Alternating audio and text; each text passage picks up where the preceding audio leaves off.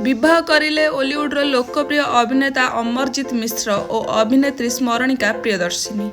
तेबे दर्शक बंधु आपण माने तो ए दुही को निश्चित भाव जानी ए दुहींकर अभिनय मध्य आपण मानू निश्चित भाव देखा मिलता। ए दुहे ओलीवुड रे सिनेमा और सीरियल रे जबरदस्त अभिनय कर सारी।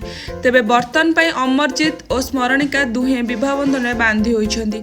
तेबे से जेतेबेले ओलीवुड रे अभिनय करुथिले तापरे से माने यात्रा कलाकार भावे यात्रा रे अभिनय करुछंती। तेबे सेबेठारु स्मरणिका और अमरजीत भितर आरंभ होइथिला बंधुता, बंधुतारू यह प्रेम, प्रेम रे परे एबे वर्तमान से माने दुहे विवाह बंधन रे बांधी होई स्वामी स्त्री होई सारिछंती।